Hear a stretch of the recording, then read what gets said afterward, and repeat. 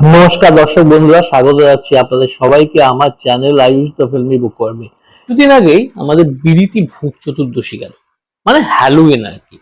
তো আমি ভূত চতুর্দশীতে আমার ফেসবুক পেজে একটা ভয়ে স্পেশাল ভিডিও দিয়েছিলাম। মানে এমন কিছু ভূতের গল্প, ভূতের গল্পের বই, ভয়ের গল্পের লেখকদের নিয়ে কথা বলেছিলাম, যারা আমাকে ভয় পাওয়াতে সম্মুখ। যারা ওই ভিডিওটা দেখেননি তাদেরকে বলে রাখা ভালো যে ছোটবেলায় ভূতে প্রচন্ড ভয় পেলেও আমি কিন্তু এখন ভূতকে বেশ ভালোই বাসি। মানে ওই ভূত প্রেতদের সঙ্গে দেখা করার আমার একটা প্রবল ইচ্ছে রয়েছে। আর সেটা প্রমাণ করার জন্য আমি একটাই উদাহরণ দিতে পারি। যারা সল্ট লেকে থাকেন তারা জানেন যে এখন যেখানে ওয়েস্ট বেঙ্গল হেলথ ইউনিভার্সিটি হচ্ছে, মানে সেবা হসপিটাল ঠিক পাশে, সেখানে একটা পুলিশ হসপিটাল হতে হতেও হয়নি, এরকম একটা ধ্বংসস্তূপ ছিল আর কি, একটা হানাবাড়ি ছিল। তো সেখানে সচরাচর কেউ ঢুকতে পেত না। পেছন দিকে কয়েকটা ভাঙা জায়গা ছিল, মানে ভাঙা পাঁচিল ছিল। সেখানে কোনো রক্ষণাবেক্ষণের ব্যাপারও ছিল না তখন। তো ওই 2011 সাল হবে, বয়স তখন আর একটু কম। মনে যেটাকে বলে জোশ ওয়াজ হাই। তো আমি আর আমার দুই বন্ধু, আমরা তিনজন মিলে, তখন ইউটিউব নতুন নতুন হয়েছে, আমাদের মনে একটা ইচ্ছে জাগলো যে সেখানে গভীর রাত্রি কয়েক ঘন্টা কাটিয়ে সেই ভিডিওটা আমরা ইউটিউব চ্যানেলে আপলোড করব। আমি কনসেপ্টটা ক্রিয়েট করব, আরেক বন্ধু এডিটিং করবে, আর এক বন্ধু নারেট করবে। কিন্তু সেই ইচ্ছেটা নাকচ করে দিতে হলো, কারণ আহ, হয়তো ব্যাপারটা বেআইনি হয়ে যেত, এক। দুই হচ্ছে যে আমার তিন বন্ধুর মধ্যে এক বন্ধু দেখতে পেলাম যে তার সে বড় বড় বাকতাল্লা দিল, আসলে সে আদতে খুবই ভীতু একটা ছেলে। সে আহ ভয় টয় পেয়ে নানা রকম মাদুলি টাকা তাবিজ বেঁধে সেখানে যাওয়ার একটা প্ল্যান প্রোগ্রাম করলো। তো মানে ভঙ্গ দিতে হলো, কিন্তু উৎসাহের কোনো কমতি ছিল না।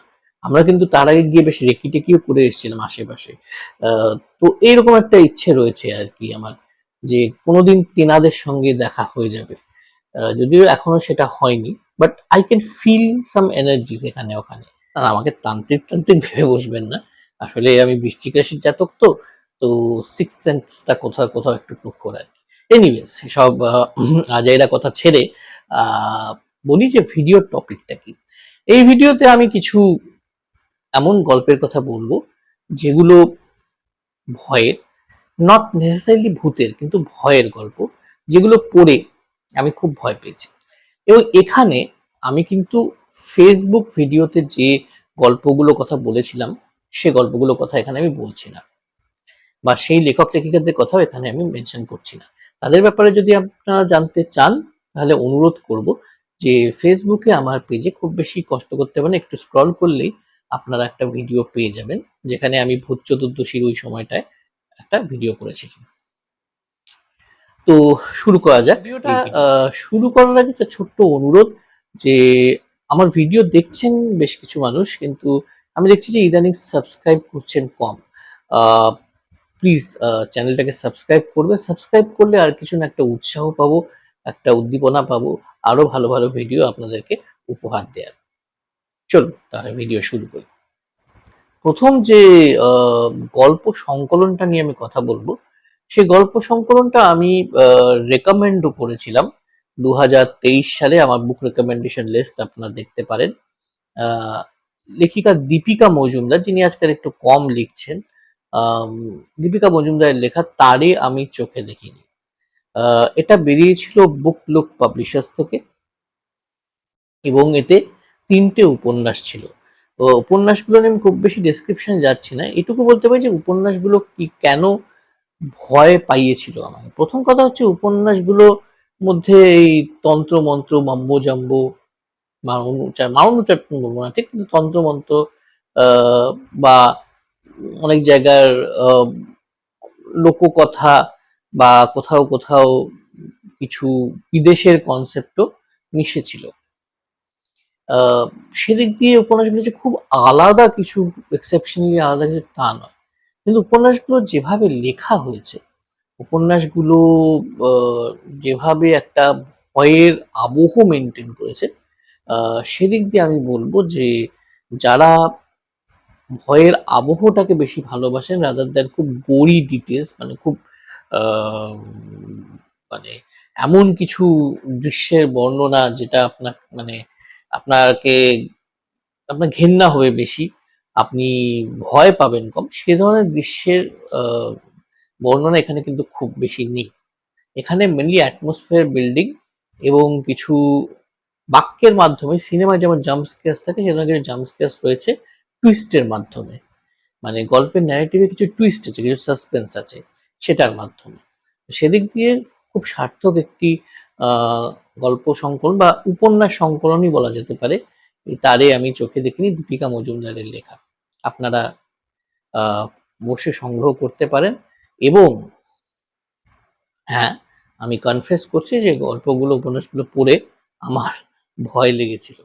ঠিক এরকমই একটি গল্প যেটা আমি কিছুদিন আগে একটি পেজে দেখলাম, জানেন, ফেসবুক পেজে দেখলাম। খুব ছোটবেলায় গল্পটা পড়েছিলাম। এটা হচ্ছে শচীন দাসের লেখা একটি গল্প। এই গল্পটি শুকতারায় বেরিয়েছিল। অমিতাভ চক্রবর্তী, যিনি আজকাল দ্বীপ প্রকাশনাতে বেশ কিছু কিশোর উপযোগী গল্প উপন্যাসের সংকলন সম্পাদনা করছেন, ওনার একটি পেজ রয়েছে ফেসবুকে। পেজের লিঙ্কটা আমি ডেসক্রিপশন বক্সে সম্ভব হলে দিয়ে দেবো ওনার অনুমতি নিয়ে। তো সেখানেই আমি ছবিটা দেখলাম এবং একদম হয় না, একদম ফ্ল্যাশব্যাকের মতো মনে পড়ে গেল গল্পটা পড়ার অনুভূতির কথা। গল্পটা একটি ভুডু পুতুলকে নিয়ে। ভুডু আপনারা সকলেই জানেন, ভুডুর পুতুল থাকে। আফ্রিকার অধিবাসীরা বা অন্যান্য জায়গাতেও ভুডুইজমের চল আছে, মানে মানুষের আত্মার একটি অংশকে পুতুলের মধ্যে কয়েদ করে রাখা।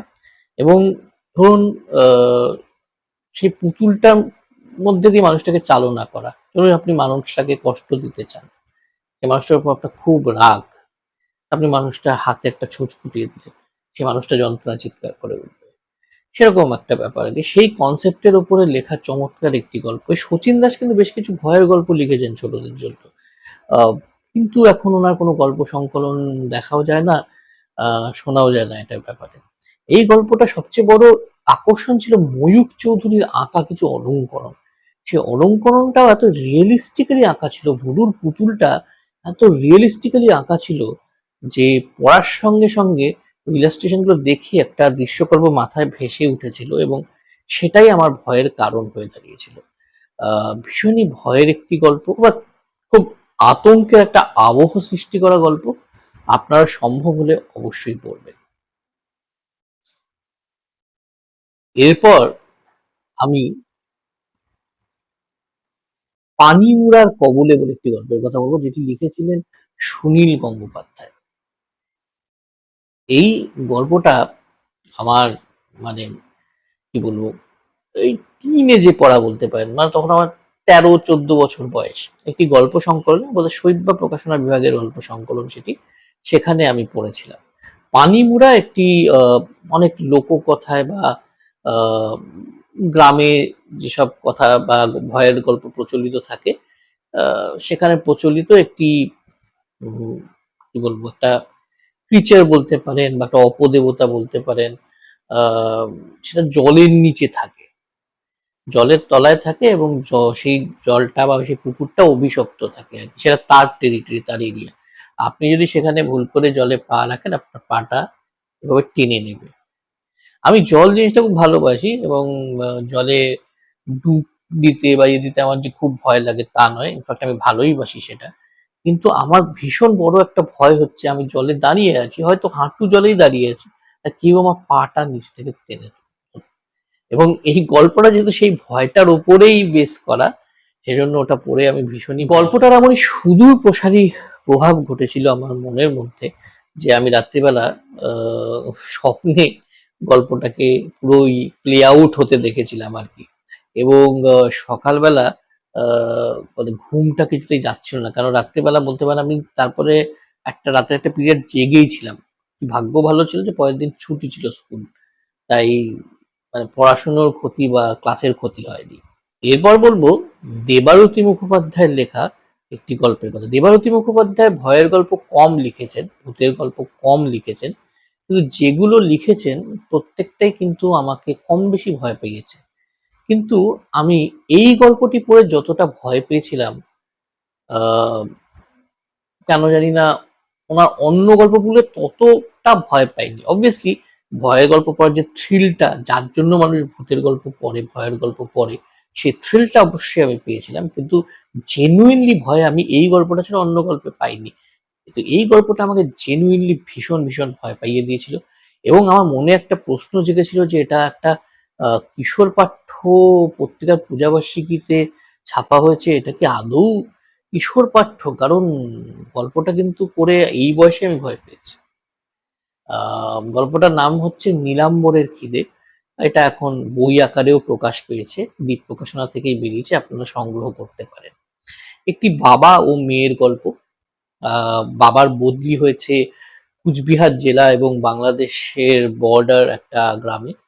সেখানে সে মেয়েকে নিয়ে গেছে এবং সেখানে তার বাচ্চা মেয়েটিকে তার বাচ্চা মেয়েটির সঙ্গে নানা রকম কাণ্ড কারখানা, নানা রকম ঘটনা ঘটতে থাকে।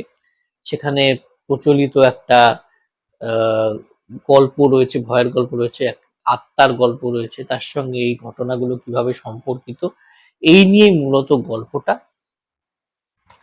মানে গল্পের যে ডেসক্রিপশন, গল্পটাকে যেভাবে সাজিয়েছেন লেখিকা, এবং গল্পের যে শেষটা, ভীষণ একটা ডার্ক ব্যাপার আছে গল্পের মধ্যে, এবং গল্পটা পড়তে পড়তে সত্যি সত্যি কিন্তু খুবই ভয় লাগে। আপনারা যদি গল্পটা না পড়ে থাকেন তাহলে অবশ্যই পড়বেন। আর যারা পড়েছেন তারাও কি আমার মতন পড়ে ভয় পেয়েছিলেন, বা তারাও কি থ্রিলড হয়েছিলেন গল্পটা পড়ে, আমাকে অবশ্যই জানাতে ভুলবেন না। আচ্ছা, এরপরে একটা গল্প বলি, যে গল্পটা আমি জানি না কতজন পড়েছেন, কিন্তু গল্পটা খুব খুব ইউজুয়াল গল্প, ভূতের গল্প নয়। আমি এর আগেই একটা ভিডিওতে মায়া কাননের একটা ভিডিও করেছি, আমি এর আগেই, পারলে আপনারা যদি না দেখে থাকেন অবশ্যই দেখবেন। সেখানে আমি একটা কথা বলেছি যে, এটা আমি কোথাও পড়েছিলাম যে ভয়ের সঙ্গে দুঃখ, বিচ্ছেদ, বিষাদের একটা অঙ্গাঙ্গী সম্পর্ক থাকে। এই গল্পটা পড়ে আমি দুঃখ আর ভয় সমান অনুপাতেই পেয়েছিলাম। বেশ কিছু বছর আগে একটি পূজাবার্ষিকীতে বেরিয়েছিল অভিজ্ঞান রায়চৌধুরীর লেখা ছেলেটা এখনো বন্ধু খোঁজে। এই গল্পটা যখন আমি পড়ছিলাম, তখন আমার এক ছেলেবেলার বন্ধু, আমার ক্লাসমেট, স্কুলের ক্লাসমেট, সে সুইসাইড করে আউট অফ লোনলিনেস। সে এমন একটা জায়গায় থাকতো আমেরিকার, যেখানে তার কোনো চেনা পরিচিত ছিল না, এবং খুব ইন্ট্রোভার্টেড ছেলে, তাই জন্য সে বন্ধু বানাতে পারছিল না, এবং মানে অবসাদে সে সুইসাইড করেছিল। তো তার দুঃখটা কাটতে না কাটতে ওই গল্পটা আমি পড়েছিলাম বলে হয়তো, এবং ডেফিনেটলি অভিজ্ঞান রায়চৌধুরীর লেখা ভয়ের গল্পগুলো ভীষণ ভীষণ ভালো হয়, সুলিখিত হয়, সেটাও একটা কারণ, অবশ্যই সেটাও একটা কারণ।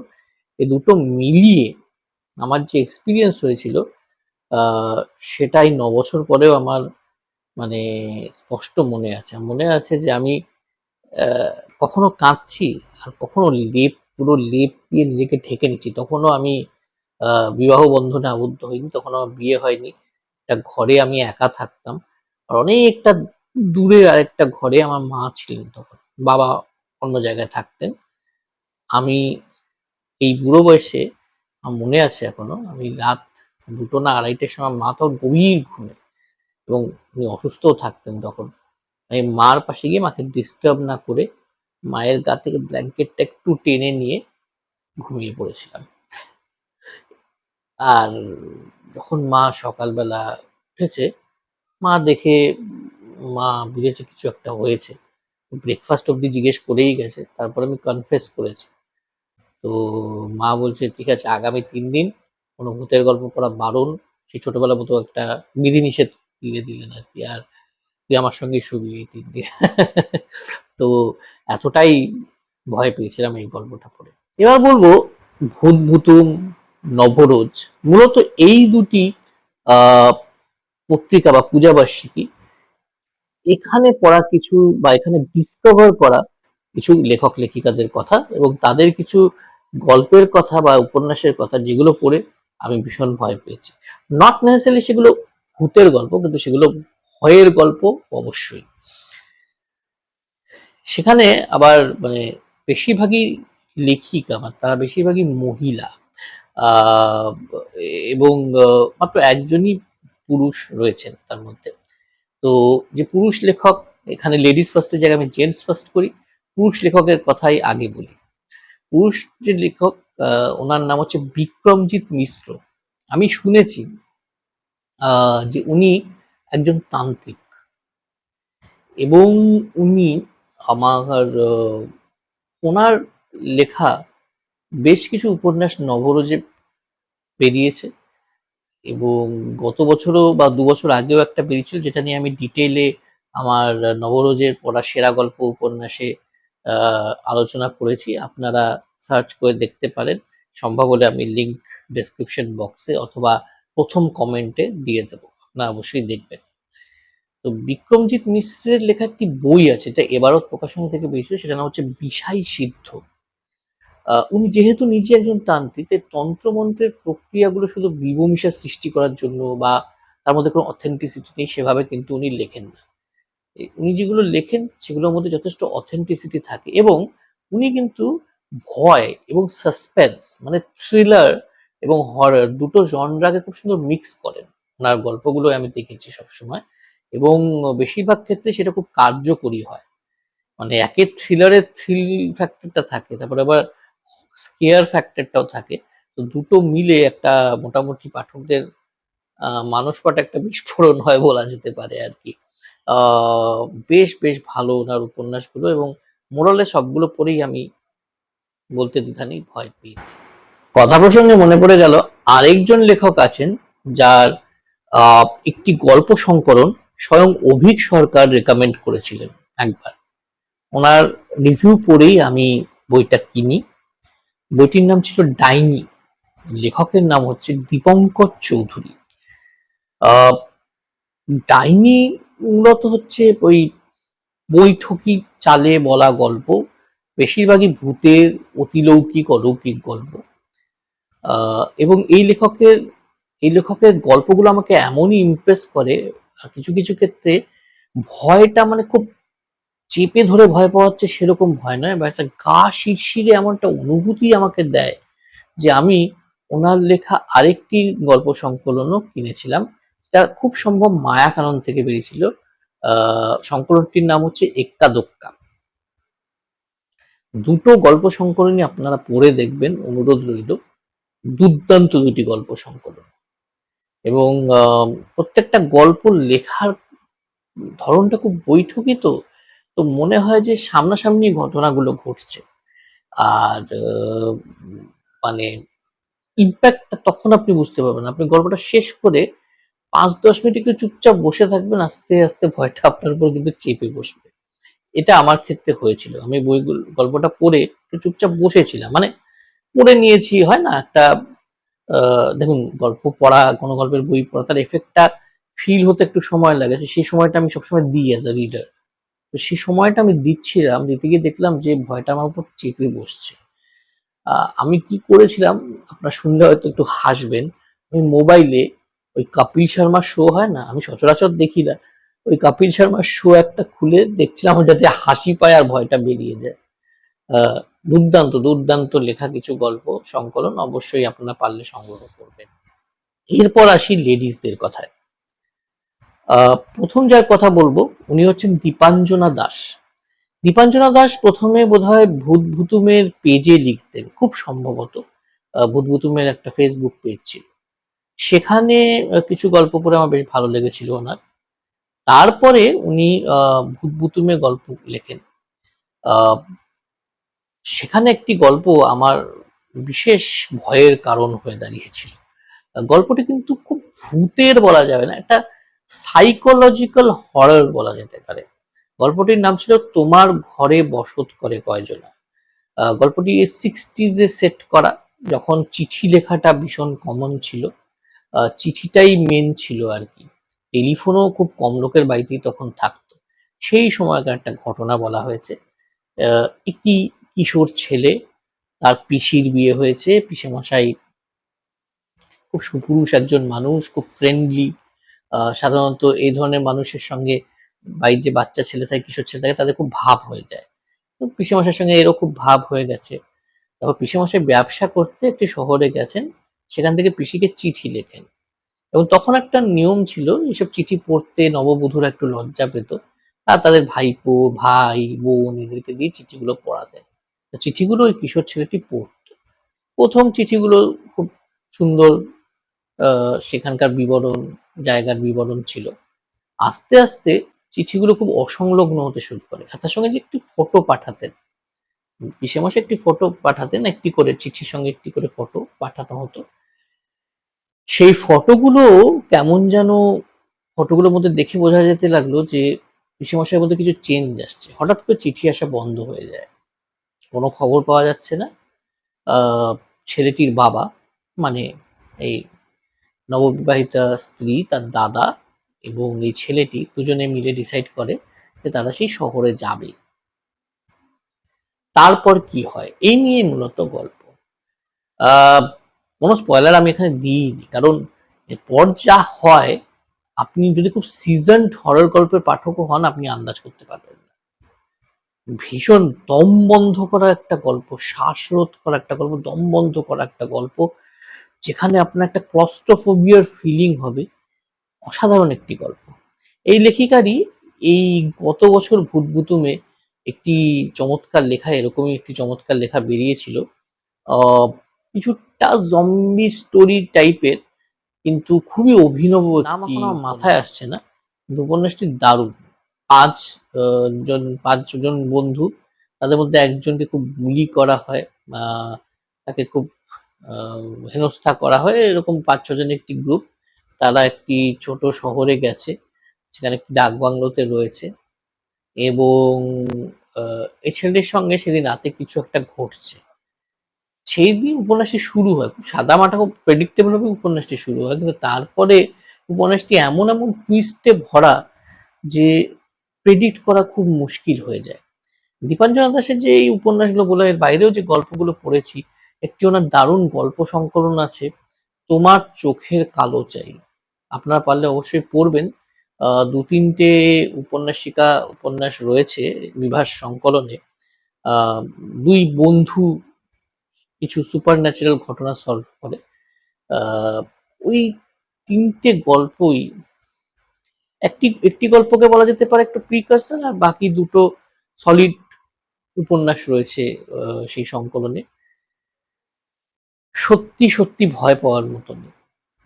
একটি তো উত্তরবঙ্গের ডুয়ার্সে আমার চেনা পটভূমিতে সেট করা আ গল্প। আরেকটি কলকাতা শহরেই সেট করা গল্প।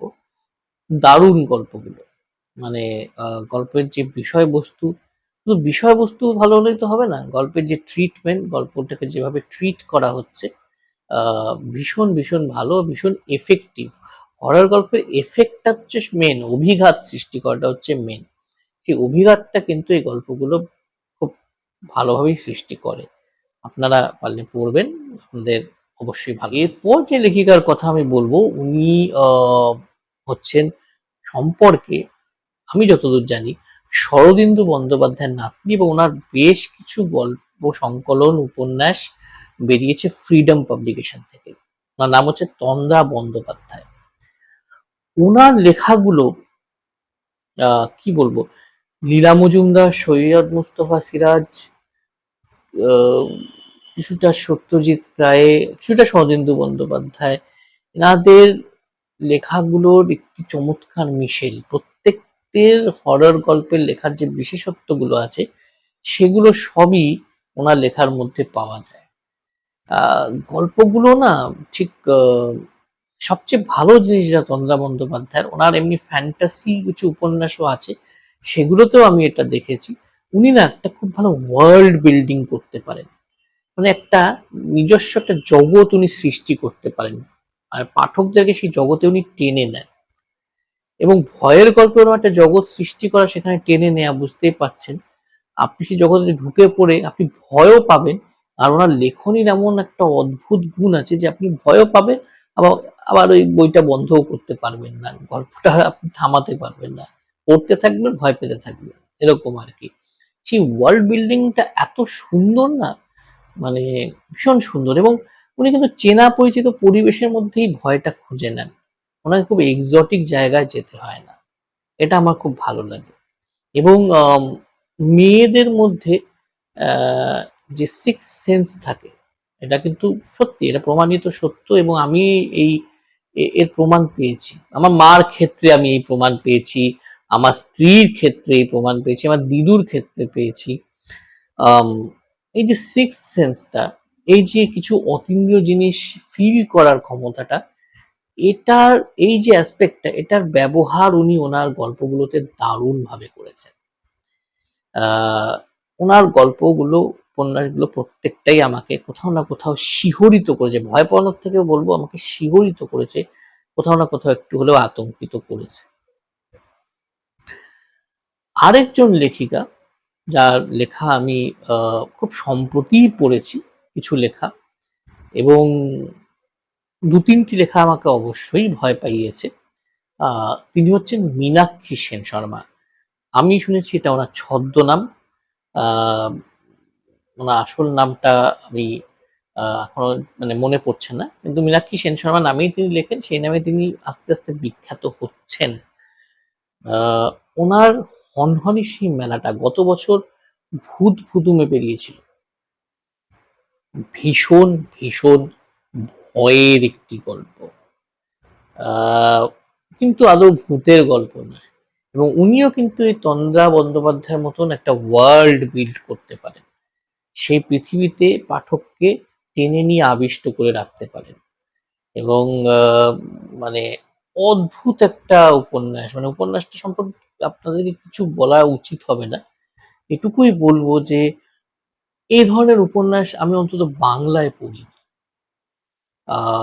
গুজ বাম্পস বলে একটা ইংরেজিতে সিরিজ হতো, সেখানে এর কাছাকাছি একটি উপন্যাস হয়তো পড়েছি, একটি দুটি উপন্যাস।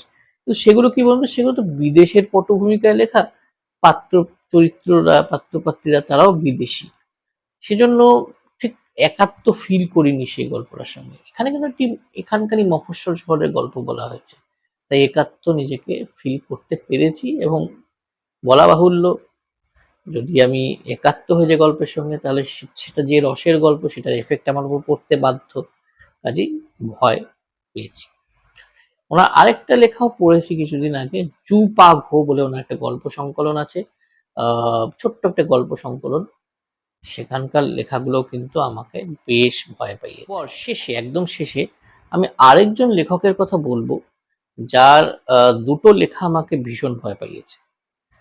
এই লেখকের নাম হচ্ছে বুদ্ধদেব হালদার। আমি শুনেছি উনি নাকি কবি। আহ, উনি একাধারে কবি এবং হরর গল্প লেখক, কম্বিনেশনটা ভীষণ ইন্টারেস্টিং। আর উনি ভয়ও পাওয়ান কিন্তু বেশ একটা রিদমিক পদ্ধতিতে, ওনার ভয় পাওয়ানোর মধ্যে একটা রিদম আছে, একটা ছন্দ আছে, যেমন কবিতা পড়ার একটা ছন্দ থাকে না, সেরকম ওনার ভয় পাওয়ানোর মধ্যে একটা ছন্দ আছে, এটা আমি ফিল করতে পেরেছি।